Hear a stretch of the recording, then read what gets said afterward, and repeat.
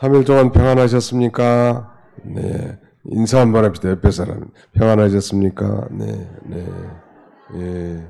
날씨가 이렇게 비가 많이 내리고 습도가 높고 온도가 높으면 그 불쾌지수가 아주 높아가지고 그 좀 평소에는 그냥 넘어갈 수 있는 말에 대해서도 아주 뭐 예민한 반응을 볼 수도 있고 서로 친절한 말, 공손한 말, 존중하는 말 이렇게 좀 쓰는 게 좋을 것 같아요.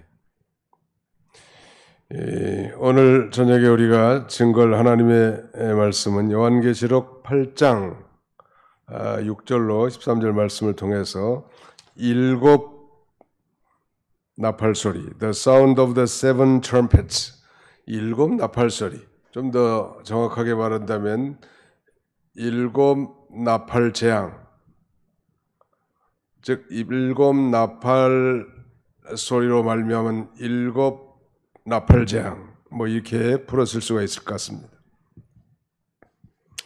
구약에서 나팔은 인간 역사에 대한 이 하나님의 개입을 상징하는데 신약에서는 예수님의 재림과 깊은 관계가 있습니다. 이 나팔 소리의 상징적인 의미는 그 인간에 대한 하나님의 경고라고 할 거예요. 경고의 나팔. 또 하나님의 거동과 임재, 또 전쟁의 신호로 사람들을 소집할 때 나팔을 불게 돼 있거든요. 우리가 이미 살펴본 대로 이 반시고요, 반시간 이 고요한 시간의 정적이 이제 지나고 나팔 소리와 함께 이제 하나님의 이 최후의 심판이 전개됩니다. 우리는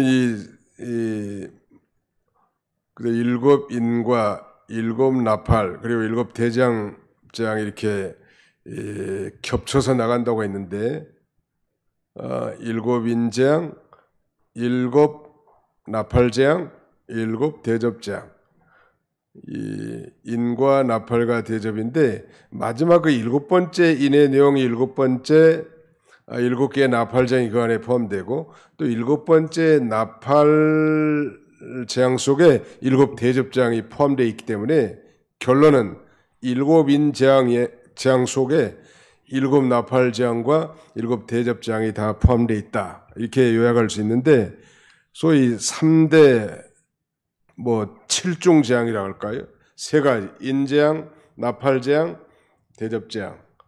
그런데 그 인도 7가지, 나팔도 7가지, 대접도 7가지 그런 재앙이 있습니다. 단순한 반복이 아니라 그 정도와 규모가 커지고 강해지면서 일어나는 이 하나님의 심판과 재앙이라고 했습니다.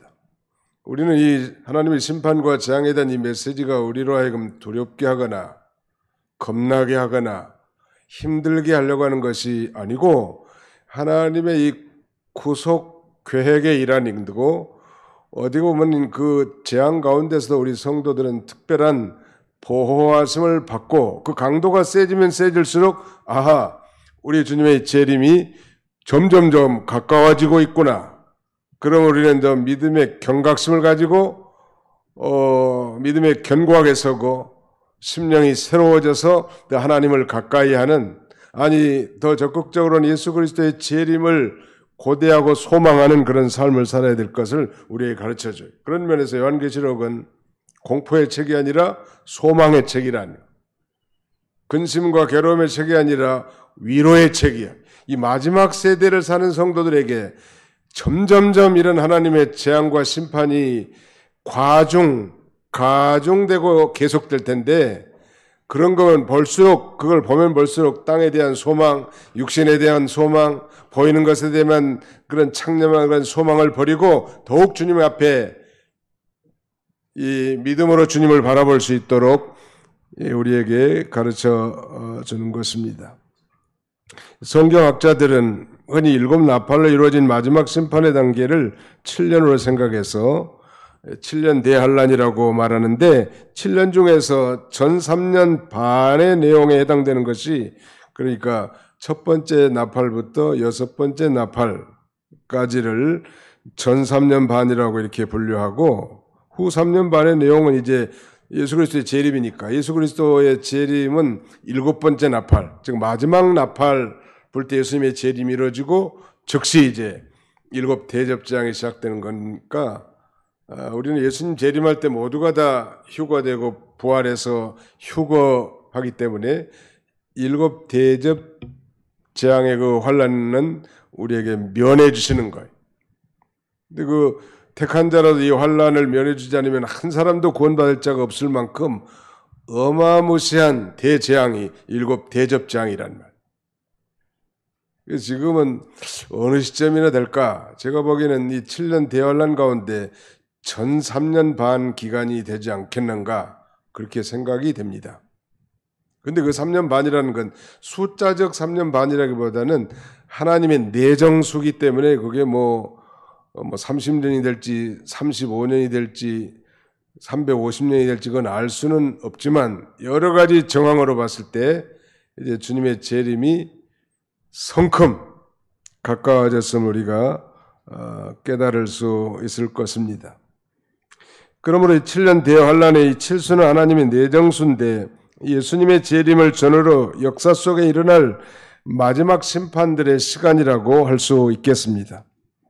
그러니까 7째인이 이제 떼지면서 드디어 첫 번째 나팔부터 말하자면 6번째 나팔까지 이렇게 불려지는데 7번째 나팔까지 불려지는데 오늘 본문에는 7인을 떼면서 이제 첫 번째 나팔부터 4번째 나팔이 불어지면서 첫 번째부터 4번째 나팔 소리가 난과 동시에 이루어질 하나님의 심판과 재앙에 대한 내용이 기록되어 있습니다.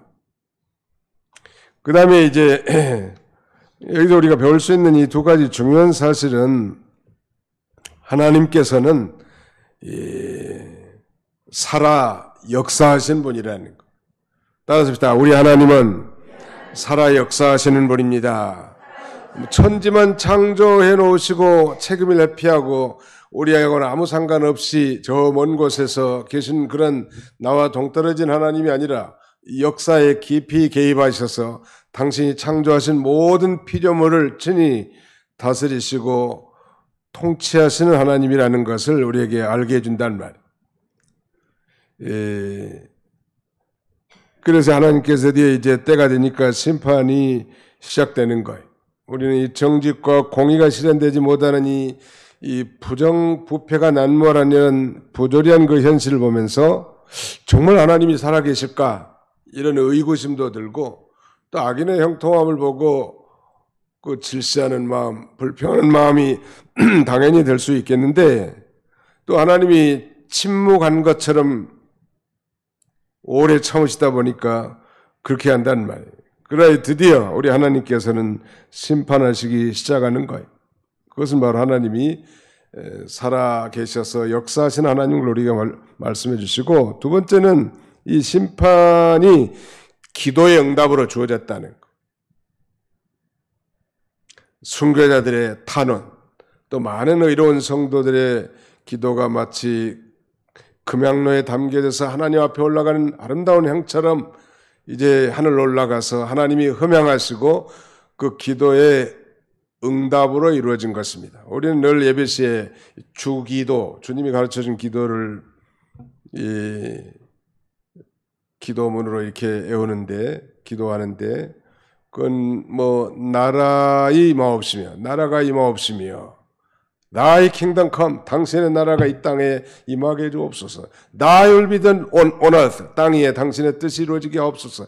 이게 우리는 그냥 속도 모르고 그렇게 기도하지만 하나님은 그걸 들으시고 당신의 나라가 점점점 건설되어 나가는 것. 이 세상은 장망성이니까 반드시 불로 심판을 받을 것이고 불타지 않을 그 영원한 나라, 천년왕국과 영원한 나라가 점점 이루어지는데 그래서 예수님이 그렇게 기도하도록 우리에게 가르쳐줬고 그리고 하나님의 뜻만 이 땅에서 이루어지기를 간절히 우리가 기도하지 않습니까? 그래서 이 주기도는 굉장히 심오한 영적인 기도예요. 이 심판이 바로 기도의 응답으로 주어졌다는 것. 2가지를 말씀드렸습니다. 우리가 본문을 통해서 깨달을 수 있는 2가지 중요한 진리는 하나님께서는 살아 역사하신 분이라는. 두 번째는 이제 심판과 재앙이 기도의 응답으로 주어졌다는 것. 인류 역사를 통해서 의롭고 선한 하나님의 백성들이 억울한 일을 당할 때마다 늘 기도하던 바가 있었습니다. 하나님 아버지, 이 역사의 악을 언제까지 그대로 두고 보고 방관하시겠습니까? 도대체 언제까지 불의와 죄악을 심판하지 않으시겠습니까? 얼마나 많은 수많은 순교자들의 탄원의 기도고 정직하고 의로운 성도들의 간절한 기도겠냔 말이에요. 하나님이 다 들으신 거예요. 심판도 기도 응답으로 이루어진 사실이란. 우리 총회에서는 일찍부터 북한이 문이 열리면 일시에 들어가서 뭐 한 100개 정도 교회를 세워야 되겠다. 이런 고 이병규 목사님의 가르침을 따라서 각 교회가 매달 마지막 주일날 북한 선교 연보를 1,000원 이상씩 해서 모아가지고 우리가 총회 북한 선교부로 보냅니다. 꽤 많이 모아졌어요. 수억이 모아졌으니까. 근데 지금 뭐 북한의 문이 뭐 열릴 기미가 잘 보이지가 않고 우리 대에 열릴까 하는 그런 의구심도 생긴단 말이에요. 근데 최근에 이제 우리가 좀 깨달은 것은 하나님이 북한의 문이 열리기 전에도 벌써 살아 역사하셔서 일하고 계심을 많은 곳에 발견합니다. 우리는 북한의 90년대를 소위 고난의 행군이라고 그 사람들이 이렇게 부르지 않습니까? 이때 소위 굶어 죽은 사람이 엊그제 이신의 탈북 전도사님도 말하는데 최대 한 300만 명 정도 굶어 죽었다고 합니다. 300만 명이면 우리 도봉구 인구의 한 10배 되는 거예요. 굶어 죽은 사람이. 그리고 기근 때문에, 기아와 기근 때문에 뭐 어차피 거기서 굶어 죽거나 두만강 넘어가다가 총 맞아 죽거나 죽는 건 마찬가지니까 일단 살고 보자고 두만강 건너서 이 탈북한 사람들이 많고 많은 사람들이 지금 세계 여러 곳에 그 탈북자들이 가 있습니다. 한때 우리 캐나다 우리 교단이 토론토에 토론토 평강교회가 있는데 거기에 차우성 목사님은 탈북자들 사역만 많이 했어요. 많은 탈북자들이 그 목사님의 도움을 받고 다시 한국으로 오신 분도 계시고 또 거기에 정착하신 분도 많죠. 우리 남한에만 3만 5천 명의 탈북자들이 있다 그러고 또 최근에 많이 어려운 모양이에요. 북한이. 먹을 게 없는 모양이에요. 농사도 실패하고. 그래서 많이 탈북자들이 좀 늘어난 추세라고 그러고 그 여전도사의 간증에 의하면은 여전도사가 아니라 그 강동원 교수의 그 세미나에 얘기하면 지금도 중국에 약 한 10만에서 많게는 30만 명의 탈북자들이 헤매이고 있다고 하고 또 중국 공안국에 잡혀서 감옥에 갇힌 이 탈북자들만 한 2,000명 정도가 지금 수용소에 있는데 이제 중국과 개통에 대해서 이 사람들이 본국 북한으로 돌아가지 않게 해달라고 기도하더라고. 돌아가면 뭐 비참한 인생을 살 거니까 죽든지. 말씀드린 요지는 뭐 북한이 문이 열리기 전에도 하나님이 일하고 계셨고 지금도 일하고 계시고 앞으로도 일하고 계실 거라는. 이 세상은 장망성이고 반드시 불로 심판받을 세상인데 그 프로그램에 따라서 지금 진행되고 있고 우리가 어렸을 때보다 아니 30년 50년 전보다 훨씬 더 엄청난 이 재앙과 그 다음에는 심판의 징조들이 많이 나타나는 것은 곧 하나님의 역사하심이고 심판과 그 다음에 예수 그리스도의 재림이 점점점 가까웠다는 방증이라는 걸 우리에게 교훈해 주는 것입니다. 자, 그렇다면 이제 네 개의 나팔이 불 때 어떤 현상들이 일어났는가 좀 간단하게 다 살펴보려고 합니다. 자, 6절과 7절을 같이 한번 읽어봅시다. 시작. 7 나팔을 가진 7 천사가 나팔을 불기를 준비하더라. 첫째 천사가 나팔을 부니 피 섞인 우박과 불이 나와서 땅에 쏟아지매 땅의 3분의 1이 다 타버리고 수목의 3분의 1도 타버리고 각종 푸른 풀도 다 타버렸더라.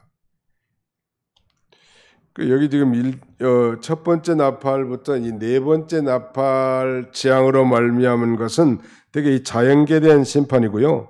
우리 다음에 살펴볼 다섯 번째 나팔부터 일곱 번째 나팔까지의 내용은 인간에게 직접 행하시는 심판인데, 자연계에 대한 심판도 역시 사람들로 하여금 회개를 하도록, 즉 회개를 촉구하도록 자연을 파괴하는 거예요.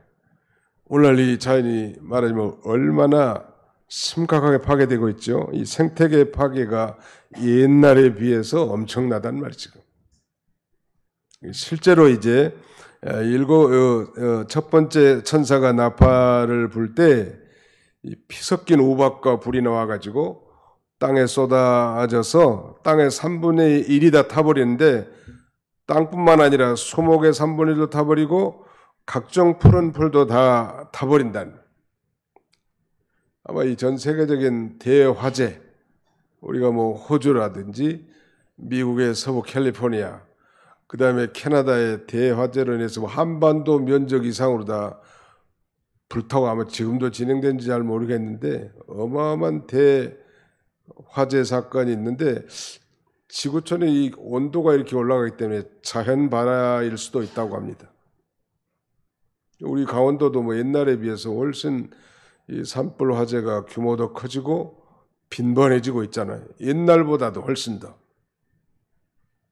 한참 이런 보면 보니까 전국에 화재나는 곳이 수십 곳이더라고, 산불 나는 곳이.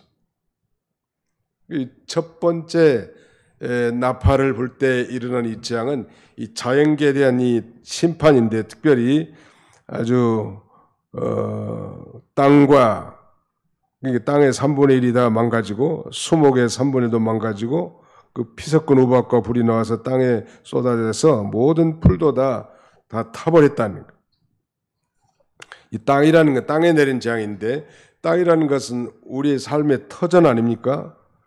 그러니까 이 우리 삶의 터전 3분의 1이 다 이렇게 비참하게 된다는 거예요. 그래서 우리 사람들의 생활에 큰 타격을 줄 것을 우리에게 가르쳐 줍니다. 피 섞은 우박이 출애굽시와 같이 문자 그대로 이렇게 이루어질 수도 있고, 우리는 배우기를 그 영적인 이 상징적인 그런 표현으로 이렇게 배웠는데, 아마 이 피 섞인 우박이다, 피가 섞였다, 이건 참 현대의 그 핵무기들을 생각할 수 있겠죠. 그 재앙으로 인해서 많은 피 흘림이 있을 걸 의미합니다. 이 피 섞은 우박이라는 건 우박 재앙으로 말미암아 많은 생명이 피 흘림이 있을 걸 가리키는데, 과거에 그 소돔과 고모라의 유황불이 비같이 다 쏟아졌다고 했는데, 하나님께서 역사의 마지막에 불을 통해서 지구를 심판하신다고 분명히 말씀하셨으니까, 노아 시대와 같이 다시는 물로 이 세상을 심판하지 않지만 마지막 때에는 이제 불로 세상을 심판하신다고 하셨는데, 하나님께서는 이 자연재해를 사용할 수도 있지만 인간이 만든 그런 가공할 만한 무기들을 사용할 수도 있다는 것. 또 땅은 이 죄인들의 거처, 이 죄악 세상을 얽힌다고 한다면, 수목은 말하자면 권세 있는 자들, 유력한 자들을 가리키고, 푸른 이 평민들을 가리킵니다. 영적인 해석이에요. 이게 마지막 시대에 이런 그 엄청난 재앙이 있을 걸 우리에게 가르쳐 줍니다. 우리가 이 7장에서는 성도의 이마에 인치기까지 땅 사방에 부는 그 바람을 붙잡아 가지고 땅과 나무와 바다에 불지 못하도록 금지했습니다만, 이제 나팔장에서는 금지됐던 재앙이 이 땅과 바다와 나무와 푸른 풀에 내렸단 말. 왜 그랬을까? 이제 점점 이 땅에 있는 태간 백성들의 이 구원하는 일이 거의 끝나가고 7년 환란이 전반기에 나타날 재앙이기 때문입니다. 요새는 이제 말하자면 추수로 말하면 추수에 이제 만수기도 지났고 다 이제 추수하고 이제 거의 이삭 줍기 정도 한다고 하는 시대에 갔습니다. 우리가 뭐 7, 80년대는 엄청난 수확을 했죠. 우리 한국에도. 영혼의 추수. 지금은 뭐 생고구마가 주 앞으로 돌아온다는 건 쉽지 않는 일이고 점점점 이제 이 구원의 역사가 슬슬슬 문을 닫아가고 있다는 것. 중요한 것은 그 애굽에 내린 재앙도 그 우박 그 10가지 재앙이 있죠. 뭐 피게이파, 생독, 우매 흑장, 우박 재앙도 있었단 말. 근데 중요한 것은 이 우박 재앙을 내려가지고 저 애굽 사람들에게 재앙을 내린 거지 고센 땅에 있는 이스라엘 백성들에게 내리지 않았고 그 재앙은 곧 하나님의 택한 백성 이스라엘 백성들을 구원하는 하나의 징조이기도 하죠.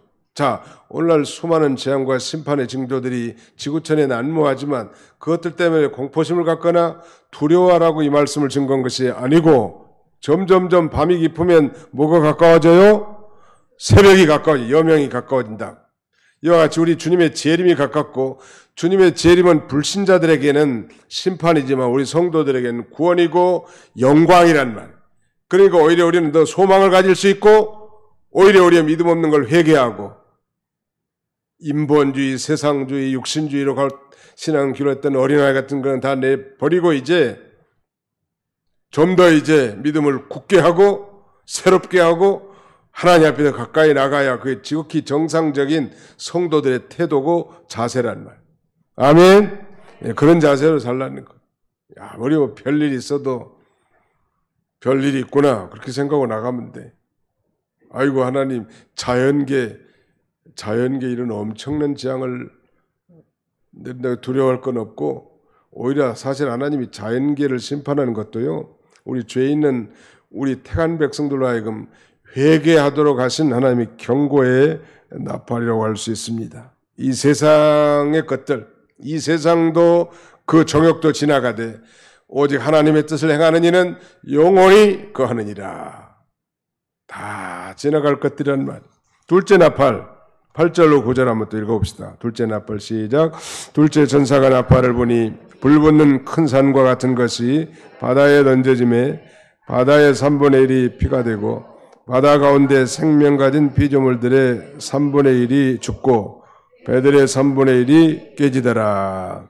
이번에는 땅이 아니라 바다에 내린 재앙이 바다도 역시 사람들의 중요한 삶의 터전이죠. 어부들에게 있어서 특별히 이 배들은 아주 어부들이라든지 무역하는 그 상인들에게 있어서 아주 뭐 중요한 생활 수단이란 말. 이게 땅만 이렇게 재앙을 내린 게 아니고 바다에도 재앙을 내리겠다는. 그런데 자세히 보니까 둘째 천사가 나팔을 보니까 불붙는 큰 산과 같은 게 바다에 던져졌다는. 이 불붙는 큰 산 같은 게 도대체 뭔가 학자에 따라서 뭐 다양한 해석이 있는데 뭐 산과 같이 크고 견고한 세력일 수도 있습니다. 예수님이 재림해봐야 정확하게 알 수 있겠지만 아무튼 이 불붙는 이 큰 산은 보통 큰 세력을 가리키잖아요. 불붙는 큰 세력. 그게 바다에 던져진다.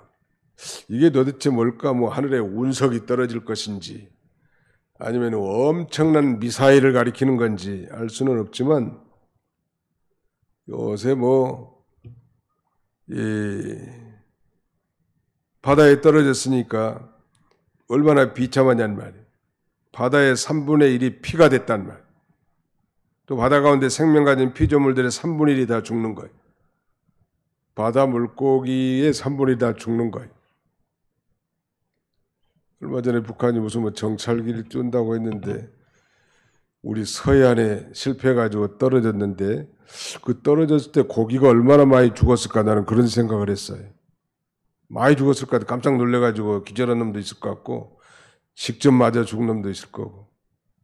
근데 정신없이 미사일을 쏴대면 바다에 얼마나 고기들이 놀랬을까. 기가 막힐 일하니. 요새는 바닷속에 고기들도 힘들 것 같아 살기가. 야간 힘들 것 같아. 이놈 저놈들이 쏴대니까. 더구나 저희 일본에서는 지금 후쿠시마 원자력의 원전수를 방류하겠다는 거고, 국제 원자력 기구인 IAEA 그 위원장이라는 사람이 와가지고 IAEA 기준에 부합하다고 바다에 쏟아도 된다고 하는데, 제일 걱정하는 사람이 후쿠시마 그 어민들이요. 지금 우리 한국에서 그쪽에 수산물을 수입하겠어요?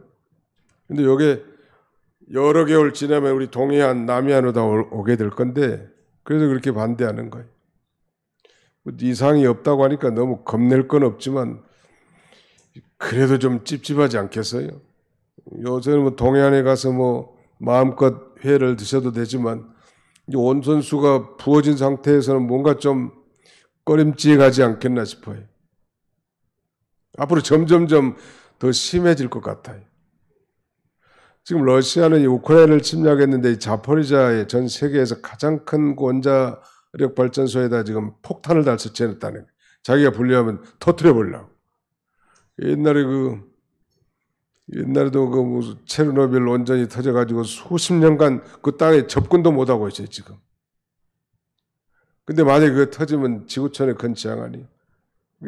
이게 실제로도 이렇게 자연계에 대한 엄청난 재앙과 심판이 이루어지게 될 것을 우리에게 가르쳐 줍니다. 영적으로는 산은 어떤 나라라고 할 수 있고, 바다는 세상 열국인데, 큰 불붙는 산은 이게 바다에 던져졌는데, 이건 아마 전 3년 반에 나타날 적그리스도 국가 중에 하나가 아니겠는가. 그래서 열국과 교전해서 전쟁해가지고 열국 중에서 소멸할 걸 가리키는 거예요. 그게 EU가 될는지 러시아가 될는지 미국이 될는지 알 수 없다. 과거에 큰 대제국들 있죠.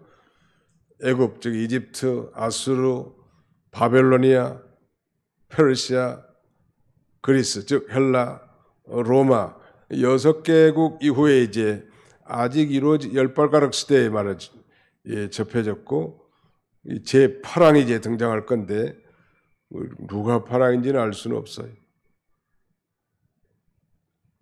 아무튼 그런 그 엄청난 세력을 가진 EU나 러시아나 뭐 미국 같은 나라, 미국도 상당히 지금 위험하다.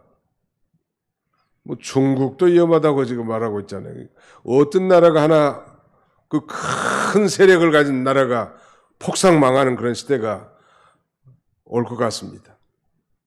나는 개인적으로 러시아가 좀 폭삭 망해가지고 그 24개 그 말은 독립국이 다 활짝 다 열려가지고 복음이 좀 전파됐으면 좋겠다. 제 개인 생각이. 러시아 대사가 들으면 쫓아올 수도 있는데 쫓아와도 난 할 말을 할 수 있다. 그렇게 독재하고 말이죠. 아주 뭐 민간인들 공격하는 거 보세요. 러시아. 하나님이 어떻게 하실는지 나는 궁금해요. 궁금하면 궁금하다. 어떻게 하실는지 궁금해. 하나님이 도대체, 하나님은 축복하시는 방법도 많고 하나님은 심판하시는 방법도 많아요. 그러니까 우리가 죄를 지으면 멀쩡하고 뭐 괜찮을 것 같죠? 그러나 끝까지 회개치 않고 가면 반드시 하나님은 심판하십니다. 반드시는 몇 퍼센트? 100%. 반면에 믿음을 지키고 하나님 앞 바로 하면 어디를 가든지 하나님이 반드시 축복하시는 거예요. 반드시는 몇 퍼센트? 100%. 100%란 말. 100%. 그러니까 뭐 지금 당장 하나님 복을 안 주시고 뭐 어렵고 걱정할 거 없어요. 하나님만 바로 섬기면 하나님은 다 보고 계시고 알고 계시다는 온 천하를 두루두루 살피시면서 전심으로 자기를 향하는 자를 하나님 보시고 능력을 베풀으신 전능하신 주님이시죠.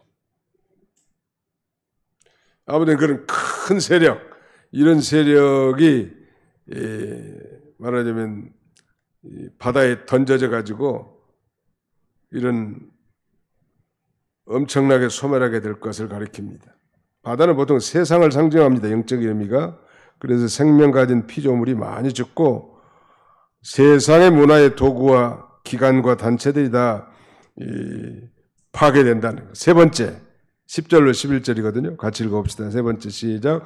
셋째 천사가 나팔을 부니 햇불같이 타는 큰 별이 하늘에서 떨어져 강들의 3분의 1과 여러 물샘에 떨어지니 이 별 이름은 쓴쑥이라.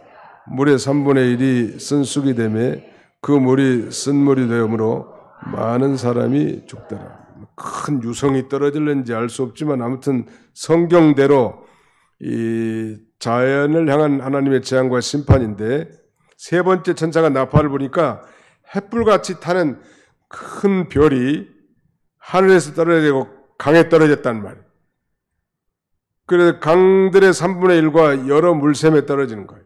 전 세계에 크고 유명한 강이 한 100개 이상이 된다는데 거기에 떨어지는 거예요. 그러니까 그 물로 다 농사도 짓고 그 물 속에서 고기들도 살아서 어부들이 그 생활 수단으로 삼기도 할 텐데, 이게 떨어져 가지고 그 물이 쓴물이 된 거예요. 그 별 이름은 쓴쑥이라. 물의 3분의 1이 쓴쑥이 되매 그 물이 쓴물이 되므로 많은 사람이 죽더라. 일본의 그 원전수 방류도 여기에 해당될지 모르겠습니다. 아무튼 물은 우리 인간의 생존에 없어서는 안 될 필수적인 것이죠.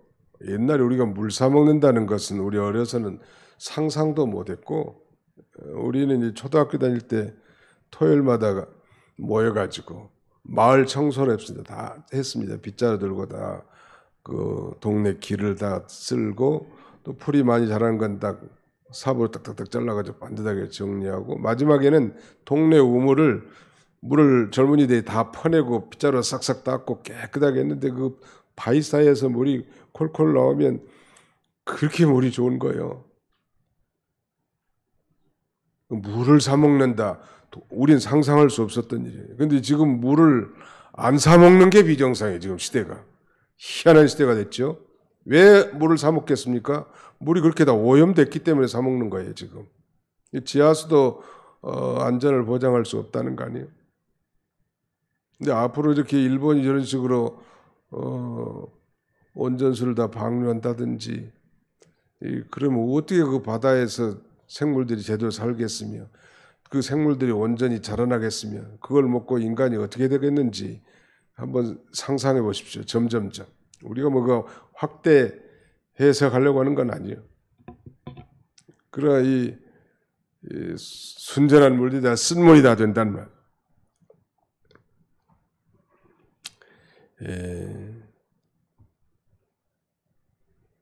햇불같이 타는 큰 별은 교역자를 상징한다고 이병기 목사님 그렇게 해석하면서, 물은 하나님의 말씀인데 교역자가 타락하면 하나님의 말씀을 쓰게 만든다는, 하나님의 종이 회개하고 기도 많이 하고 하나님이 주신 하나님의 말씀을 해석해주고 성령으로 그 말씀을 전해줘야 그게 영혼의 양식이 되고 생수가 될 텐데, 교역자가 타락해가지고 뭔가 기대를 하고 있는데 먹을 게 없는 거예요. 그게 백성들이 껄껄껄하니까 세상 것을 자꾸 추구하는 거죠. 신령한 영의 양식을 먹어야 되는데 자기가 타락해 있으니까 생수가 나오지 않아요. 쓴쑥이 나와가지고 오히려 그걸 먹고 죽는 거예요. 그래서 세상 재밌는 얘기, 육신에 속한 얘기, 자기 인생의 철학, 자기 생각을 얘기하는, 하나님의 말씀은 성령의 감동으로 기록된 생명수인데 교역자가 타락하면 생수가 나오지 않아요. 옛날 그 김현보 목사님은 타락한 교역자에 대해서 비유하면서 죽은 어머니의 젖에서는 젖이 나온 게 아니고 피가 나온다, 그런 말씀을 했어요. 교역자가 죽어 있으면 거기서 생수가 나오죠. 우리 영혼이 사는 생명수가 나오는 게 아니고 피가 나온다는 말이에요. 그런 영적인 교훈이라고 할 수 있죠. 그러나 참 선지자는 쓴물을 달게도 만들죠. 영을 살리는 진리의 말씀을 변질시켜서 이 교역자가 타락하면 생명을 죽게 만듭니다. 신비주의자들, 그 다음에 신신학자들, 특별히 이 합리주의, 신신학자들인데 그 이성에 맞지 않은 하나님의 말씀을 다 내버린 거예요. 예를 들면 뭐 초자연적인 거 있잖아요. 오병이의 기적이라든지 예수님 물 위를 걸어간다든지 죽은 자를 살린다든지 이런 건 이해할 수 없고 동정자 마리아 탄생이라든지 이 생명과 같은 진리를 다 빼버리는 거예요. 그리고 인간의 이성에 부합한 합리적인 말만 전해주는 거예요. 그럴듯하지만 그건 다 죽이는 거죠. 그 다음에 한 가지는 신정통주의. 이 신정통주의는 성경의 역사성을 다 부정합니다. 그리고 이건 뭐 신화와 그 다음에는 뭐 전설같이 이렇게 얘기한단 말이에요. 우리는 에덴 동산의 아담과 하와가 다 역사적 실제 사건으로 믿는데 신정통주의는 그런 역사성을 다 부정해버리는 거예요. 성경을 삐딱하게 가르치니까 이게 썩은 물 아니요? 죽은 물. 우리는 성경, 하나님의 말씀이 성령의 감동함으로 기록된 절대적 진리로 믿기 때문에 이 말씀을 생명으로 받고 전하고 또 그 말씀을 붙들고 살 때 능력이 있는 거예요. 그리고 능력이 나타나고 하나님의 말씀이 쓴물이 되어버렸다. 이건 심각한 문제 아니에요. 오늘 이 시대가 점점 그런 시대가 됐고 그저 뭐 교회가 그래서 친교 모임 그 다음에 좋은 뭐 듣기에 좋은 말 전해주는 곳 이런 것에 익숙해버리면 생명력이 다 상실되지 않겠습니까? 그 다음에 마지막 하나 더 살펴본다면 네 번째 나팔이거든요. 12절 같이 한번 봅시다. 시작. 넷째 천사가 나팔을 보니 해 3분의 1과 달 3분의 1과 별들의 3분의 1이 타격을 받아 그 3분의 1이 어두워지니 낮 3분의 1은 비추임이 없고 밤도 그러하더라. 해와 달과 별이 빛을 잃은 천체의 재앙이 있을 것을 말합니다. 이거 자연계에 임할 하나님의 심판과 재앙은 사실은 우리 타락한 인간들을 향한 하나님의 경고인 줄 알면 됩니다.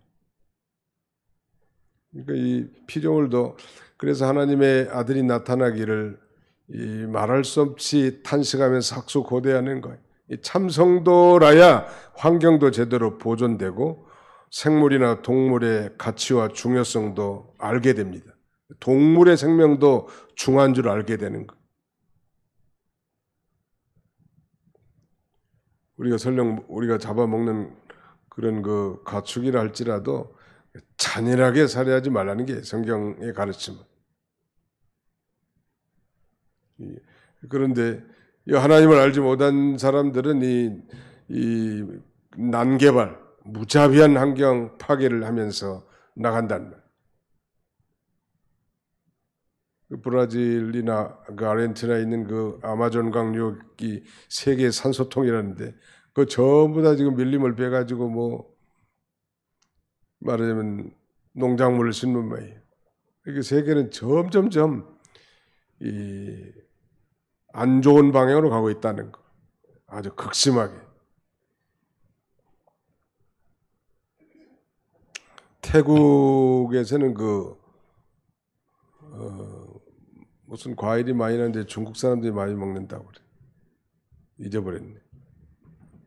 그 밀림들 다 베어가지고 숲을 다 제거하고 고나무만 심는다는 거예요. 점점 숲이 다 파괴돼 산소통이 없어지고 지구촌은 점점 어렵고 우리는 그 어렸을 때 뭐 이렇게 대기 질이 이렇게 나쁜 적이 없었습니다. 무슨 오늘 미세먼지 예보 그런 것은 무슨 뭐 상상도 못했던 얘기예요. 요새는 뭐 핸드폰 보면 오늘 미세먼지 농도를 보는 시대가 돼버렸단 말이에요. 물론 뭐 중국발 미세먼지도 엄청나게 나오는데 이게 실제 영적 공기나 실제 대기적인 공기가 다 혼탁하고 결국 세상이 다 끝나게 돼야 되니까 그런 방향으로 이렇게 나가게 됩니다. 실제로 이제 그렇게 되고 해와 달과 별 우리 주님도 그렇게 말씀하셨죠. 거기 한 군데만 찾아보실까요? 마태복음 24장 29절입니다. 마태복음 24장 예수님이 직접 말씀하신 건데요. 마태복음 24장 29절 같이 한번 읽어보실까요? 시작. 그날 환난 후에 즉시 해가 어두워지며 달이 빛을 내지 아니하며 별들이 하늘에서 떨어지며 하늘의 권능들이 흔들리리라. 그날 환난 후에 이제 예수님이 이제 재림 임박한 그런 시점에 환난 시에 해가 어두워지고 달이 빛을 내지 아니하고 별들이 하늘에서 떨어지고 하늘의 권능들이 흔들리게 될 걸 예수님이 직접 그렇게 말씀하셨죠. 또 출애굽 시에도 그 흑암 재앙이 있었거든요. 놀라운 사실은 고센 땅에는 그 재앙이 임하지 않았었다는 거. 즉 이스라엘 백성들이 거한 곳에는 햇빛처럼 밝은 곳이었지만 애굽 땅에 3일 동안 흑암 재앙을 내린 거예요. 근데 결국 그 흑암 재앙을 바라보면서 저 고센 땅에 대한 하나님의 언약 백성들은 정말 하나님이 살아계시고 그 전능하신 능력으로 애굽을 심판하고 우리를 구원하시겠구나. 이런 그 소망을 갖게 해준 것처럼 오늘 이 시대에도 실제로 해와 달과 별들이 이렇게 어두워질 것입니다. 하나님이 하시면 그렇게 되는 거예요. 실제로 예수님이 십자가에 못 박히신 것은 금요일 오전 9시인데 정오부터 3시까지 약 3시간 동안은 그야말로 하나님이 이 구속주이시면서 창조신 예수 그리스도의 십자가의 죽으심을 이 안타깝게 생각하는 마음으로 탄식하는 마음으로 그야말로 온 천지를 다 어둡게 만드시 않으서 그런 식으로 이 말세가 되면 해와 달과 별들이 빛을 비치지 못하 않게 될 수 있다는 것과 영적으로는 뭐 해는 진리를 가리키고 우리가 배운 대로 다른 진리를 받아서 반사하는 이 교회, 다른 바로 햇빛을 받아서 반사해 주는 거니까 교회가 하나님의 진리를 받아서 전해주는 기관이고 그 다음에 별들은 뭐 말하자면 교역자들 혹은 유력한 성도들을 가리키는데 이 마지막 세대에는 그야말로 진리가 더 어두워지고 교회가 타락하고 그 다음에 성도들도 아니 유력한 교역자들도 타락하는 이런 어두운 시대가 되게 될 것을 가리킵니다. 그래서 어떻게 된단 말이에요. 12절 하반절에 밤도 그런 아무튼 이런 그 흑암 재앙이 마지막 시대에도 있게 될 걸 가리킵니다.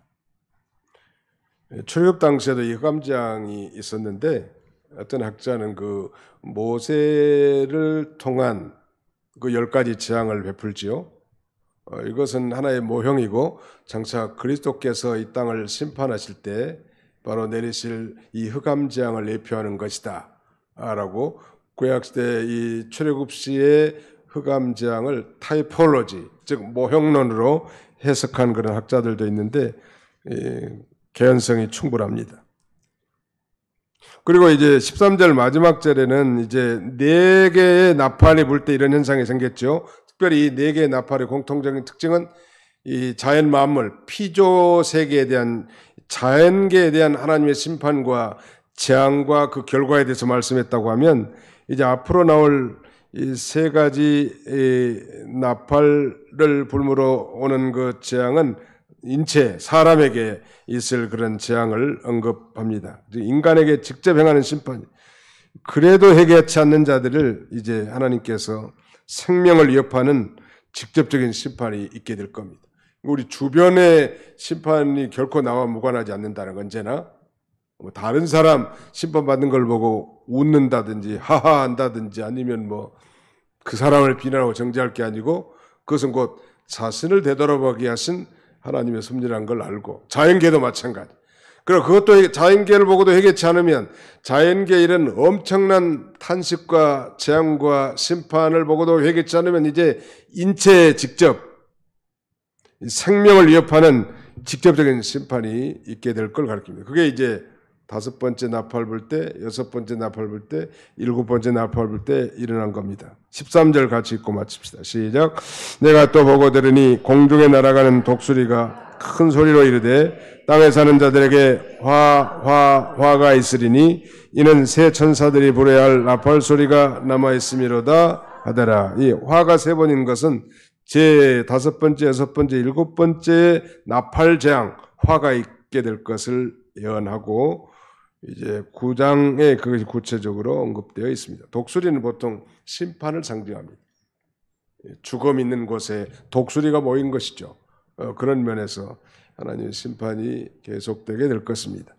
오늘 본문을 보면 이 네 천사들이 각각 나팔을 불 때마다 땅과 바다와 하늘에 엄청난 재앙이 일어날 걸 말씀하셨는데, 물론 이것은 자연계 자체에 대한 심판이기도 하지만 범죄한 우리 인간들을 향한 하나님의 심판과 동시에 회개를 촉구하는 경고의 나팔이라는 걸 우리가 잊지 말아야 되고, 그러므로 우리는 이러한 일들이 일어날 때마다 두려운 마음으로 우리 자신들을 성찰하고 회개해야 되고, 반면에 이 모든 일들은 예수님의 재림을 알리는 구원의 징조인 것을 바라보고 기쁨과 또 소망을 가져야 돼.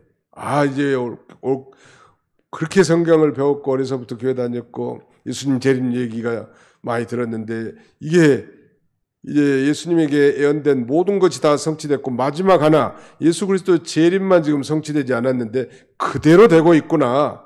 오히려 기쁨을 가질 수 있고 또 소망을 가질 수 있고, 더 나아가서는 우리가 이 마지막 종말론적 신앙생활을 가지고 믿음을 굳게 하고 새롭게 해서 어떤 어려움이 있더라도 우리가 믿음으로 승리하고 성공적인 믿음의 길을 걸어가는 그런 저와 여러분들이 다 되시기를 주님의 이름으로 축원합니다. 기도하겠습니다.